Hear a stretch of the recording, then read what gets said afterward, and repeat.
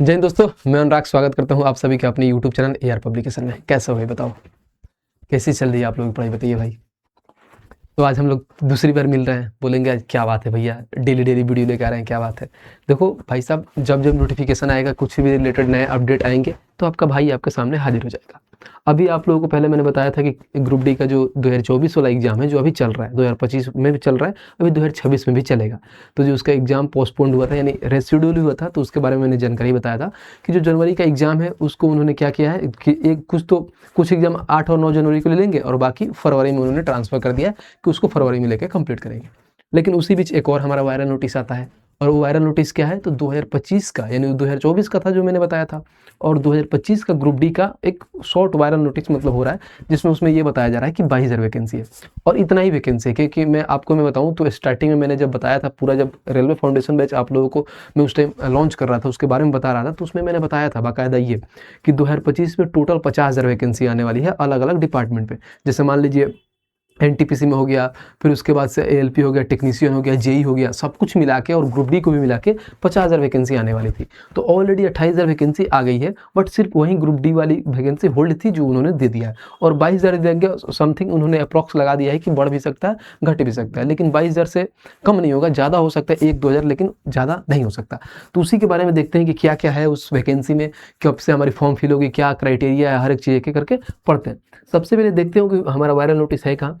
तो जो ये नोटिस आया है रेलवे की तरफ से, यानी वायरल नोटिस नहीं है, रेलवे की एक वेबसाइट पे डाला गया है जो ये नोटिस है, ठीक है। और जल्द ही मतलब इसका ऑफिशियली नोटिफिकेशन भी आ जाएगा आप लोगों के सामने। तब तक इसके सहारे हम लोग देख लेते हैं कि क्या क्या क्राइटेरिया दिया है इसमें।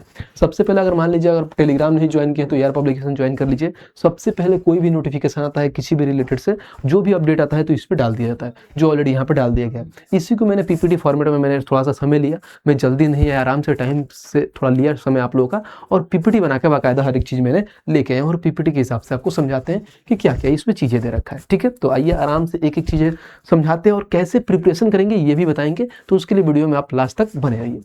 तो ये है आरआरबी ग्रुप डी वैकेंसी 2025 है आपका। रेलवे में सरकारी नौकरी का सुनहरा मौका, इसलिए यह सुनहरा मौका है ना कि पहले देखो क्या होता था।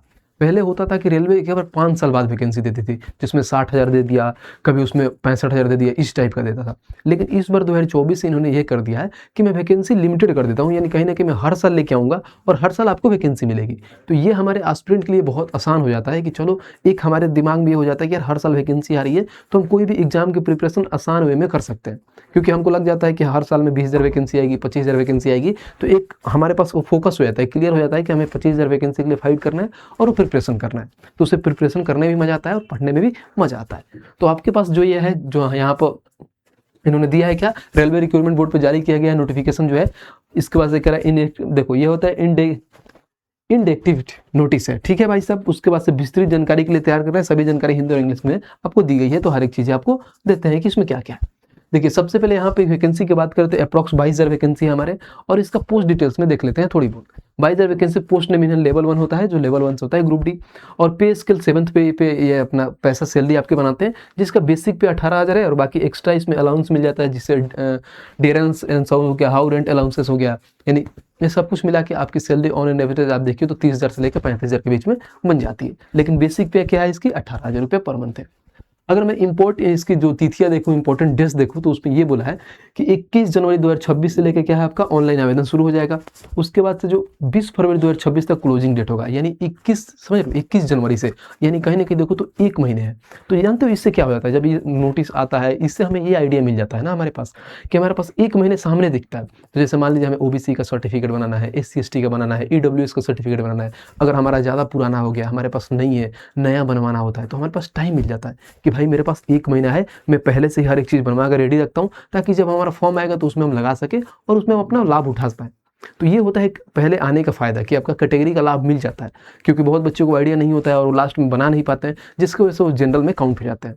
और आपको पहले मालूम हो जाने की वजह से आपके पास ऑप्शन हो जाता है कि आप बना के आप रेडी कर पाओ, ठीक है भाई। तो ये आपको मालूम है कि 21 जनवरी का नोटिफिकेशन आ जाएगा, मतलब पहले ही आ जाएगा, और 21 तारीख से फॉर्म इसका फिल होना चालू हो जाएगा, और 1 महीने तक चलेगा, 20 फरवरी तक। और उसके बाद से जो आयु सीमा ये मापेंगे, यानी जो आपका एज मापेंगे, वो 1 जनवरी 2026 के लेके मांगेंगे, जो अच्छा है। यानी 1 जनवरी से पहले तो इन्होंने 8 शायद अगस्त या सितंबर करके मांगते थे, जो एसएससी के एग्जाम में होता था, लेकिन ये अच्छी बात है कि रेलवे 1 जनवरी को लेके मापता है आपकी आयु हिसाब से।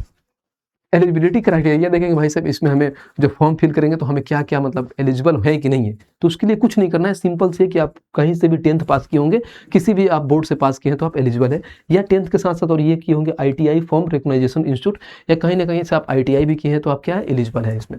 ठीक है, बाकी ये बोला है कि wait for details notification of file and confirmation, यानी जो डिटेल्स नोटिफिकेशन आएगा उसमें देख लेते हैं कि क्या क्या चेंजिंग होगा और क्या क्या नया देखने को मिलेगा। बाकी नॉर्मल सा था, इसमें कुछ है नहीं। बाकी और चीज़ें इसमें देख लेते हैं कि इस बार और क्या है। तो देखिए आधार वेरिफिकेशन पे इस बार ज़्यादा जोर दिया गया है कि आधार वेरिफिकेशन मैंडेटरी रहेगा, कि फॉर्म भरते समय आधार वेरिफिकेशन होगा, जो इस बार हर किसी का होगा, ऐसा नहीं है कि इस बार नहीं होगा, हर किसी के लिए लागू रहेगा कि आधार वेरिफिकेशन इस बार होगा। बाकी आपका नेम और DOB आधार कार्ड और 10th के मार्कशीट पर 100% मैच होना चाहिए, यानी जो आपके आधार कार्ड में और आपके मार्कशीट में है मार्क नेम सेम और DOB भी सेम है तभी आपका अप्लीकेबल होंगे, नहीं तो नहीं होंगे। तो इससे एक और चीज़ हो जाता है कि आपके पास ये भी ऑप्शन होता है कि देखते हैं कि आधार कार्ड में और मार्कशीट में अगर नाम डिफरेंस है तो आप क्या कर सकते हैं, आप उसको चेंज करवा सकते हैं। तो आपके पास ये टाइम मिल जाता है कि 1 महीने का जो ड्यूरेशन पीरियड है, मैं देखता हूँ कि जो मेरी कमियाँ है उसको मैं करवा लूँ पहले से ही, ताकि जब हमारा फॉर्म आए तो उस समय हमें कोई इशू ना हो। तो ये अच्छी है कि पहले हमें मालूम चल गया है। फिर बोला अगर कोई गलती स्पेलिंग हो तो फॉर्म भरते समय आधार कार्ड अपडेट करवा ले। देखो यही चीज़ है कि फॉर्म भरने से पहले आधार कार्ड को क्या अपडेट करवा ले। जैसे मान लीजिए बहुत पुराना फोटो है, एकदम आप बच्चू वाला फोटो लगा रखे हैं, अब जाते हैं तो वहाँ पर लेता ही नहीं है, क्योंकि जब एग्जाम सेंटर पर जाते हैं तो वहाँ पर भाई वेरिफिकेशन होता है। तो ये सब दिक्कत ना हो तो पहले ही आप आधार कार्ड को एक बार अपडेट करवा लीजिए, जो आपके लिए काफ़ी अच्छा होगा। तो ये रहा पूरा बेसिक से जानकारी। अब बोलोगे भैया मान लो इतना सारी चीज़ें बैक टू बैक वो आ रहा है, मान लीजिए अभी ग्रुप डी का चल ही रहा है, फिर ये ग्रुप डी का आ गया, जैसे 2025 की जितने सारे एग्जाम होंगे सब होंगे, तो इसका प्रिपरेशन कहाँ से करें। तो सबसे पहले आपको मैं बता दूं, तो देखिए हमारे पास सबसे पहले मैं मैथ्स की बात करूं तो ये हमारे पास क्या है, रेलवे मैथ्स, यानी ये बोल सकते हो रेलवे गणित है, जिसको मैं रेलवे फाउंडेशन में इसको कवर कर रहा हूँ, कंप्लीट बुक ये पढ़ा रहा हूँ मैं। ठीक है, जो रेलवे फाउंडेशन से जितने सारे भाई लोग ज्वाइन किए होंगे तो यस लिख देना जरूर कि हाँ भैया से मैं रेलवे फाउंडेशन कर रहा हूँ। ऑलरेडी मैं एक टॉपिक कंप्लीट कर दिया हूँ परसेंटेज, और दूसरी टॉपिक स्टार्ट है हमारा प्रॉफिट एंड लॉस, जिसकी पहली वीडियो हम डाल दिए। आप बोलोगे तो मैं यहाँ पे खोल के भी दिखा दूंगा कि जो हमने ऑलरेडी करा दिया। जब यहाँ पे आइएगा, क्रोम खोलते हैं फिर आपको दिखाते हैं। यहाँ पे आइए, एआर पब्लिकेशन है, इसको खोलिएगा तो ये अपना चैनल खुल के आएगा, प्यारा सा चैनल है अपना। और देखिए इस पर ऑलरेडी 96,000 सब्सक्राइबर है। इसमें प्लेलिस्ट में चले जाइएगा, प्लेलिस्ट में जाइएगा तो देखिए आराम से ये प्रॉफिट लॉस यहाँ पे दिख रहा होगा, ये तो रेलवे फाउंडेशन बैच बाय अनुराग सर। इसमें मैं पूरा कंप्लीट कर रहा हूँ कि जितने सारे अपकमिंग आपके रेलवे एग्जाम होने वाले हैं, जो ग्रुप डी का हो गया, फिर मान लीजिए NTPC का होने वाला है, ALP का होने वाला है, टेक्नीशियन हो गया, RPF का कोई भी एग्जाम हो गया, फिर JEE हो गया, सब कंप्लीट होगा। कौन से एग्जाम भाई, ये रेलवे इससे। तो सबसे पहले मैं इसका क्या कर रहा हूँ कि कोई भी टॉपिक है इसका 50% क्वेश्चन का सॉल्यूशन टाइप वाइज मैं खुद कर रहा हूँ, बाकी 50% आपको करना है। तो सबसे पहले आप अपने पास बुक मंगाइए और मैं जो पढ़ा रहा हूँ उसको पढ़िए और इस बुक से रिवीजन करिए। फिर देखिए आपका मैथ्स में अगर स्कोर ना आया तो फिर बताइए। अब बोलेंगे भैया आप तो सिर्फ मैथ ही के बता रहे हो यार, ऐसा थोड़ी है, ग्रुप डी में मैथ्स भी आता है, बाकी भी सब्जेक्ट आता है। तो यार बाकी भी सब्जेक्ट आता है तो उसका भी तो समाधान है हमारे पास, ऐसा तो है नहीं कि बाकी सब्जेक्ट का समाधान नहीं है मेरे पास।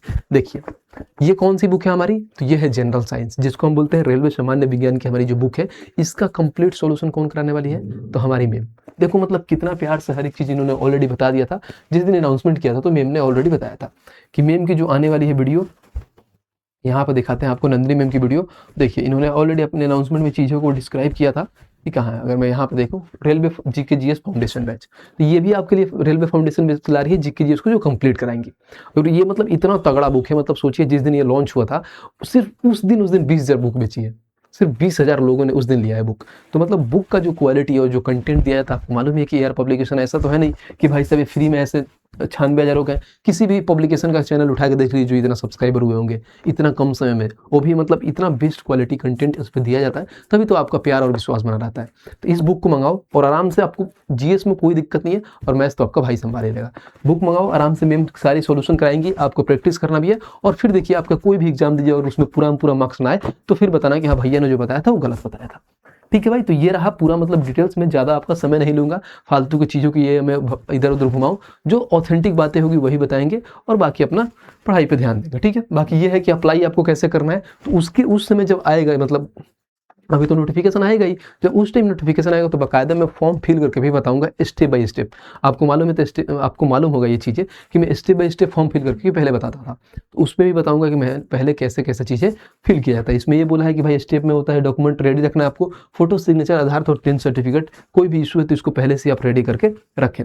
स्टेप 2 में आपका होगा ये, आप वहाँ पर विजिट करना होता है, जो RRB का अप्लाई होता है उस पर विजिट करके, फिर उसके बाद से फिल फॉर्म एंड पे फी जो यहाँ से 21 जनवरी से 20 फरवरी के बीच में होगा। यानी फॉर्म फिल करना है और आपको पेमेंट करना है। तो मालूम है कि पेमेंट आपको 500 रुपये लगता है, बाकी जो SC ST वाले हैं उनको 250 रुपये लगता है। और ये सारे क्या होता है, रिफंड हो जाता है। जब आपका एग्जाम, आप जाओगे एग्जाम दोगे तो उसमें टाइम जब देते टाइम फिर आओगे कुछ दिन बाद कि आपका पैसा रिफंड कर दिया जाता है रेलवे की तरफ से। यानी मान लीजिए अगर आपका 500 रुपये लग रहा है तो 100 रुपये रेलवे ले लेता है और 400 रुपये दे देता है। और जो SC ST वाले को जिसका 250 रुपये लगता है तो 250 रुपये उनका रिफंड हो जाता है।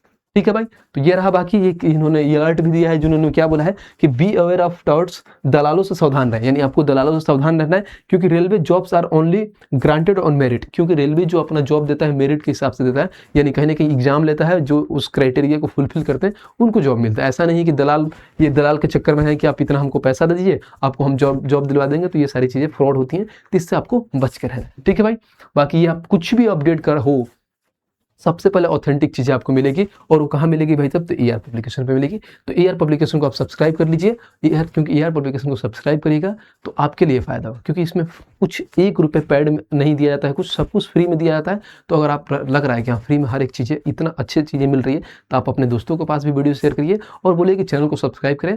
और अपने मतलब और जितने सारे दोस्त यार हैं उनको बताएं कि यहाँ पे सारी चीज़ें फ्री दी जाती है। बाकी आज के लिए इतना ही था, मिलते हैं नेक्स्ट वीडियो में, तब तक के लिए जय हिंद भाई।